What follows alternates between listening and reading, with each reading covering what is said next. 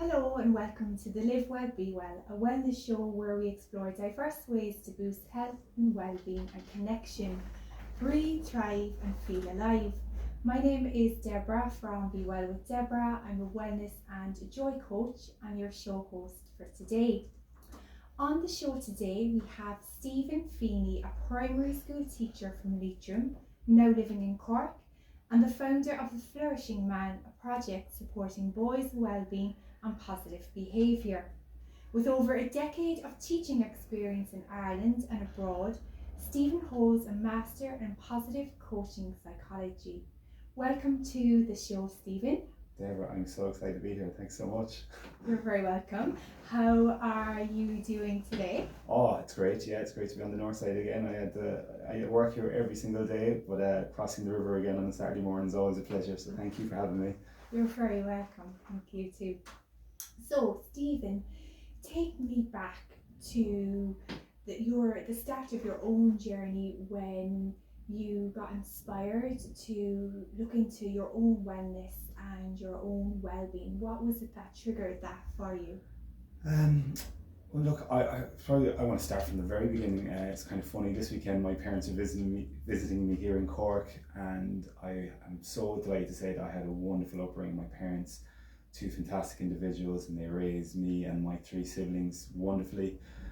We were all born in England, and we moved from London to North Leitrim, which by any transition available in the world is quite a dramatic one. But big change. But we moved back to my dad's home village, and we just really thrived there. We had a great upbringing there in North Leitrim. I got involved in the GAA and did well at school, and while that brought many pluses and bonuses, I suppose me being a bit more of the emotional character within my family also probably gave me a bit of an ego and lots of confidence, and that served me very well professionally and going throughout my life in college and moving on. I worked in local newspapers for a while after college and before I became a teacher, and so that confidence was a wonderful thing for me to have, but I definitely think, looking back, there was a sense growing up at that time that I probably didn't show the best version of myself to everyone that I encountered in my life, and it's something I think about a lot now. But just to go back, when I went into teaching, I actually travelled to England to become a teacher there, and it was really that sort of massive change in my life personally. Was in England for 3 years and probably lived a more wild lifestyle there, joined the hosteleries and whatnot in Brighton, where I was based. And I knew that I needed significant change there, but I wasn't ready to come back to Ireland, so I went straight from the United Kingdom over to the USA, where I worked at a school in Chicago, private school there, and I had a really great experience there. There's no point saying otherwise. It was absolutely wonderful. Got involved in the GA there and made some friends for life who have served me very well today. But I definitely, again, the wild side was still coming out, and I was still enjoying the social aspect, enjoying being a lad with my lads, and again, that probably didn't lead to the behaviours and the actions that I wanted to portray in my life. So when COVID came, I was looking for something to do. I know I wanted to have more of a positive impact on the world, and was trying to find ways that I could do that, and I came across positive psychology. For those that don't know, positive psychology is a branch of psychology that looks more at the thriving aspects of life as opposed to the mental illness side of life. So how can we take someone from a benchmark, a baseline of happiness, and allow them to flourish and achieve great things in their life? And it just totally opened up my whole world and gave me scope to really improve and give me tools to really improve my own life. And from that, I just wanted to know, how could I use this not just to help myself, but to help other men in my position that might have been on that wild side of life, give them a sense of purpose, give them a sense of direction, give them some goals to aim for, and then also tools to bounce back in times of adversity. And so that was 5 years ago now, it's 2025, and I came back to Ireland. I knew I needed to make a change. I was getting to a point I was actually quite unhappy in the States, and so I came back to Ireland and I started doing the Masters in Positive and Coaching Psychology at UCC. and that allowed me to really immerse myself in this positive psychology world and work out ways how I could apply it to men, both locally and internationally.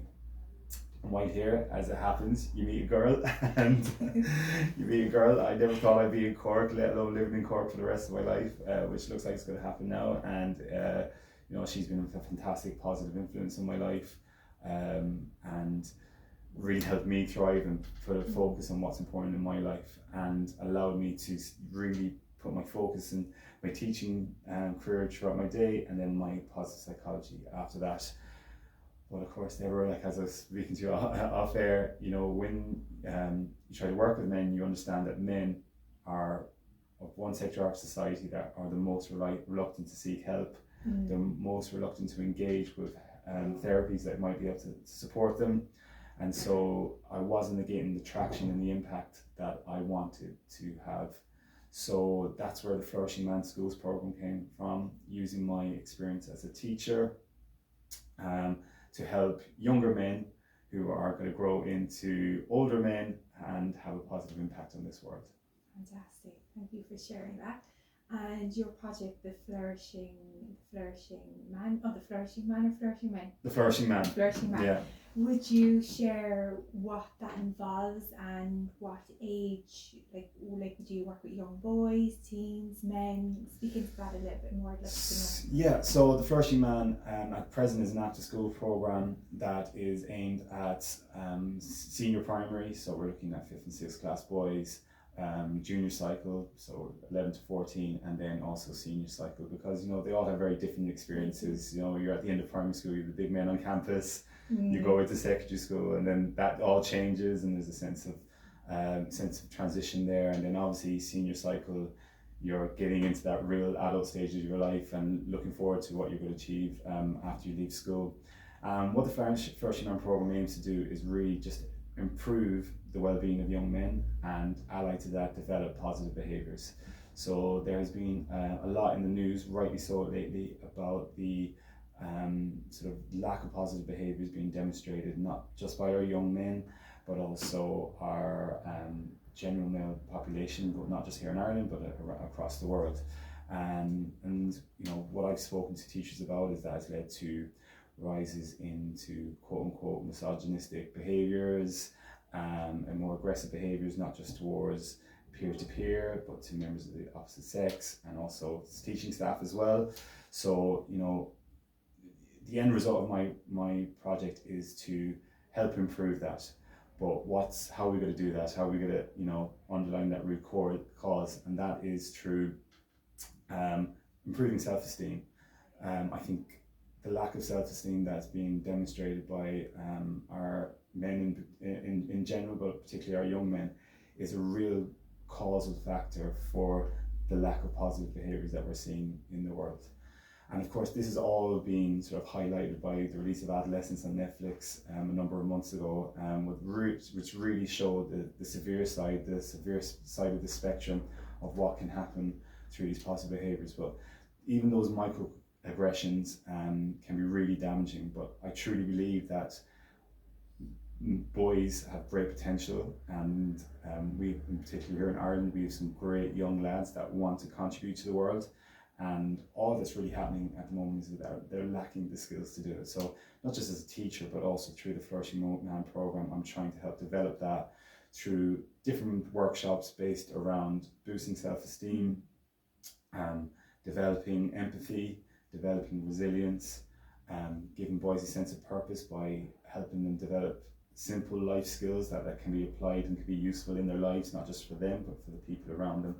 And also just generating that sense of belonging. The lack of community and belonging that we are seeing in our society today, I believe, is really contributing to men seeking guidance from probably not the most satisfactory avenues. When we look about the rise of the manosphere and the likes of Andrew Tate online, what the online algorithms are actually doing is they're actually just feeding that vacuum that our young men are not having access to. And so, that's not going to change. But what can change is that our young men are more critical of these things, are able to question them, be brave enough to move forward in a more positive way.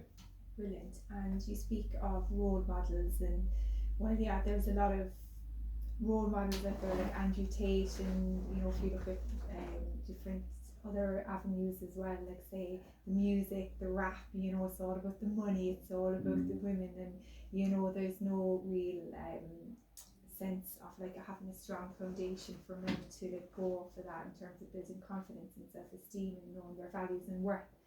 Would you be able to speak into your thoughts on the role models that are out there? And there definitely must be role models that are healthy for young men, and how as a society, how as a listener, how as a parent, teacher, somebody who's connected to young men, like be it as a sibling, how can we begin to encourage men to go towards more healthy role models, especially when they're being pumped with the algorithms on Instagram and social media, and then they're watching the rap on TV and they think this is the cool way to be, Oh, I'm so glad you asked this question. This is a real passionate point of mine, because you hear it so often with discussions around our young men and the behaviours that they're carrying out. So, well, there's just no positive role models for them out there anymore. And I'm thinking to myself, there's so many positive role models. I work in my school, I work with absolutely some great guys who display all of the things that I would consider a good man to be, and they're doing it in such a positive way. So we have our teachers. If you look at all of our voluntary coaches out there, whether it be in the GAA, soccer, rugby, they have some great attributes. They want to help young men improve. It might be in a sporting context, but that's what they're trying to do. That goes without saying that we have some really great fathers, brothers, uncles. It might be the neighbour down the street. There's some great positive role models out there. But as you said, the algorithm, the other influences, not just from music, from sporting culture, this is making our young men think of the things that they might want to achieve, whether it be the fast cars, the good-looking girlfriends, the big house, and they're being pumped with these desirable things that they think that they want, and they're not really given any foundational basis to prove that these things will lead you to be a good person. So I think for parents and teachers that might be listening today, really, I think the most important thing you can do from the start is just keep turning up. Keep turning up. If you believe yourself to be a positive role model on the young men in your life, keep turning up, because that will come through in the end and that will be remembered. I think one thing that I have grown to be and have is a lot more patience, and I think turning up in a patient way, being curious of why young men might say or do certain things is really useful. I think if we immediately go down that judgment path, we're putting our boys in a certain box and we're labeling them, and that's not going to be constructive. They're going to challenge, they're going to go into that fight or fight mode, and that's not going to be useful for anyone. So sit there and be curious and wonder, why did you say that? Why are you feeling that way? What would be useful to you right now? Because it's only through learning through those conversations that we're going to be able to grow and move forward. And then I think just encouraging our lads to see, like, what do you want to be remembered for in this world? Is it having all the fast cars? Is it for having all the good-looking wives? Is it for having a ton of money? Or do you want to be remembered for having a real positive impact on this planet, contributing to your society, being remembered for being, geez, that fellow was sound. And I think that development in the Irish context of creating sound lads is really vital. Yeah, I definitely would agree with you. So we're going to go for a short little break, and when we come back we're going to dive in and explore some more questions about young boys and teenagers and working with their psychology. Welcome back to the Live Well, Be Well show. I'm speaking with Stephen Feeney, a primary school teacher who is the founder and developer of the Flourishing Man, a beautiful project working with young boys and teens in Cork, helping them to gain confidence and build self-worth, self-esteem, and to also increase their own positive behaviour as well. Before we went to the break, we were talking about, or you were sharing about the need to get to connect with the young boys, get to connect with teenagers, and have them to transition their thinking from, hey, it's not all about the fast cars and the women and this and that, but to actually, how can they add more to society? How can they become more sound? You also mentioned too as well about listening to young men as well, and you go in the avenue of working with the boys and the teenagers. Do you feel it needs to be a two-sided thing where people in society, teachers and caregivers, also need to be educated to have the patience to be able to hold space and to ask the right questions? And going off of that as well, if I was the listener, if I'm listening here now on the other side and I'm a parent or I'm a teacher, and my son or somebody in my class is really struggling to open up, how can I best engage to have them to open up to healthy, honest conversations with me? Great question. Yeah, well look, I think first thing in all of these things, kind of understand your biases and understand your own preconceived conceptions of what's going on. You might see or hear something alarming about the boy in your care, and you want to address it straight away, and you want to address it with the full might of your force. And I think sometimes it might be good just to kind of check yourself and say, okay, what do I want to get out of this? What's the key aspect of it? Do I want them to have a better understanding of what they've done or where they're at or how they can improve or grow? Or did I want them to agree with my point of view? Because they're totally different things. So that's really important. I think choosing a time to do this is vital as well. Obviously, when something happens, you want to address it straight away. But if a teen or a child is tired, is hungry, has had a stressful day at school or at home, they're in the middle of playing their favorite computer game, you're not going to get the reaction that you want. So be careful how you choose your time. And I think that's a part of that is creating positive habits within your home and within your classroom, and that there are moments for these discussions to take place. If you say so out of the blue, look, I think we should have a family dinner tonight, and you haven't had a family dinner in the last 6 months, that's obviously going to raise some alarm bells. Yeah, even if you're saying that, you're like, I'm like, what's happening? Like, yeah. What's going on? So start creating that positive culture within your environment, and that these discussions can take place. And then a very underrated skill that I think we are very I think across the board we are not very good at, that is listening, and really actively listening to the person we're talking to. When you sit there and actively listen to your boy. One of the first things I learned when I started doing my positive psychology coaching 5 years ago was this thing called empathic listening. And you have to look at listening through 3 avenues. The first is you're just sitting there and listening, and it can be that you allow for those awkward silences, that you allow for those gaps where nothing is said, but you're just sitting, listening, and allowing the other person to talk or think about talking. Because invariably, most young people have the answers. Most people in general have the answers. They just want the space to be able to articulate them. Then reflect back what they're saying. So, you've said this, am I right in what I'm saying? So make sure it's clear to you, but also clear to the person speaking. Obviously, if someone's highly emotional and they're talking through something, they might not necessarily be clear in what they said. So if you reflect back to them, well, you said that this happened with that person. Am I right in saying, no, that's not what happened? What? It allows them to clarify, it allows you to clarify.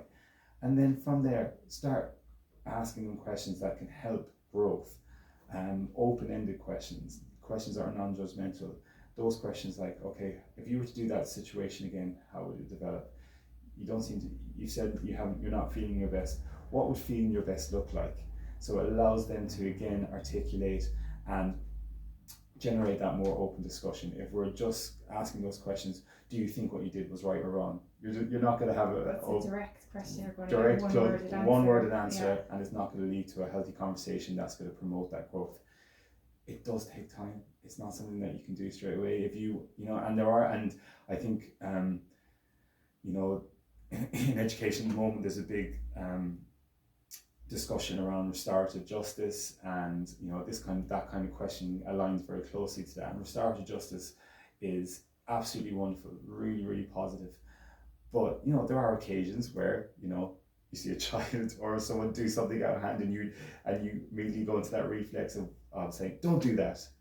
Forgive yourself if you do that. It's okay. It's all right to make mistakes in that. But if you still give scope for those discussions to take place at some point, then it's going to be far healthier for you and for the child that you're talking to. Very much so. It sounds like if we want the best from our young people, it requires us to grow within ourselves and to learn new skills that perhaps we may not have had growing up. So yeah, it sounds very, very interesting. Growth for both. And you mentioned empathy as well. I would imagine that when we're all born, we have innate empathy in us, and as young boys, depending on the conditioning of society and especially family as well, a lot of times young boys are almost trained out to not feel their emotions, toughen up, get on with things. Where does your emphasis on empathy and helping young boys develop that come in, and also how have you seen that benefit then not only the boys you work with but then their families and the society as a whole with the empathy? Look, I think empathy, I have sort of discussion, what is a positive man? I'm asked that, what does a good man look like? And I think it's not a very binary answer. What a good man looks like to me could be it's very different to what a good man looks like to someone else. But I will stand by that there are 4 pillars, and being pro-social, being brave, looking after your physical and mental health. But empathy for me is like the strongest underpinner of all that, because if you're empathetic, if you can allow yourself to put yourself in other people's shoes, then it means that you're less likely to want to upset them, you're less likely to want to trigger them, you're less likely to want to be combative. And so developing empathy in young men is so vital. But as I always say, it's very hard to ask someone to be empathetic and step in someone's shoes if they can't even imagine what those shoes look like. So it's about exposing our young men and our young people to different views, different viewpoints, different conversations, different cultures, different backgrounds. I think it's very important as well in these discussions to have girls come into the space, not on occasions, not all the time, because I think if boys want to feel that what they're saying is in a safe environment. But if you have girls come into these conversations and say, comments like that upset me, I think most boys for the part will say, geez, I don't want to upset someone. That's not what I want to go out to do. I'm glad that I heard that from you and that I can change my behaviour accordingly. So that's really important. And I think as well, on the flip side, we need to be empathetic of boys as well. I use the word misogynistic earlier on, but I feel really uncomfortable with terms like misogyny and toxic masculinity, because they're labels that automatically put boys in a box. I think if we really want to help our lads, giving them those labels is not going to create the avenues that we want. We need to be empathetic towards boys to understand that boys in general, from the dawn of time, I was like this, and I'm sure you've had boys in your life that are like this as well. They want to challenge boundaries. They're openly curious about things. They want to try things out, and of course, like any boundary, those boundaries can be tested and challenged.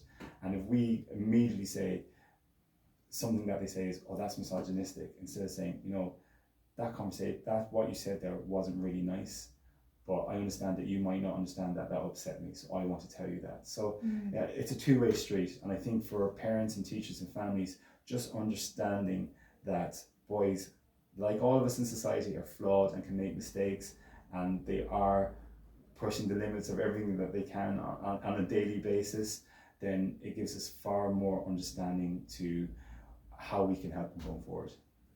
Thank you. You also have a podcast as well, I Love You Man. I love the name of it, by the way.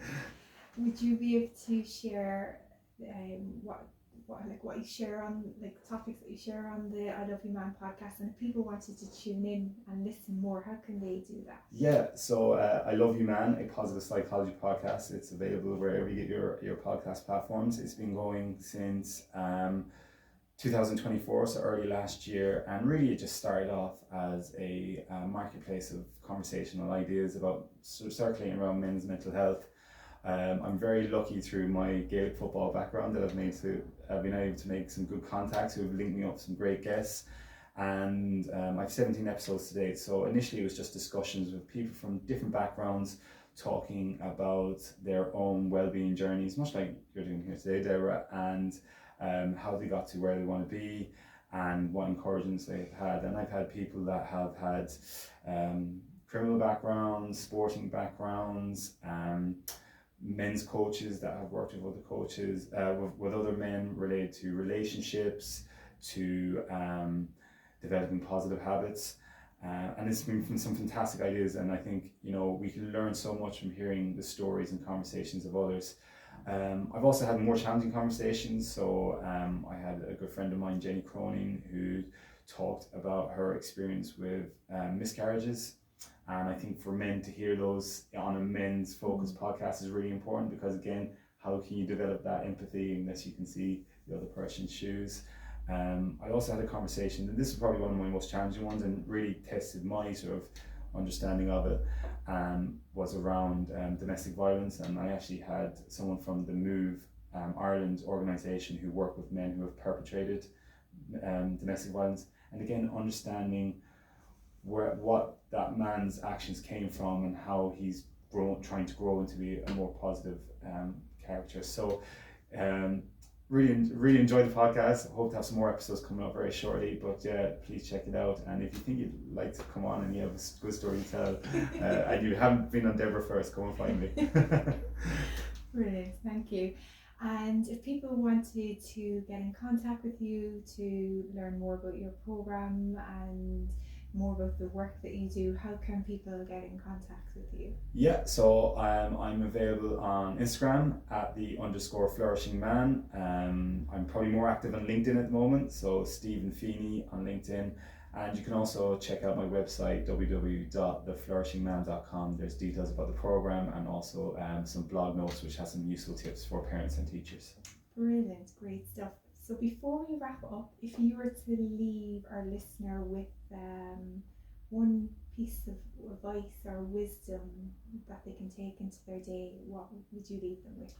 Listen, in a world where it might feel there's no hope, I think in this field there is great hope. And it's not because of the work I'm doing. I hope to contribute to it, but I'm hearing such great stories about young men as young as 12 and 13 who are going out there doing great things, not just for their families or for themselves, but also for their communities.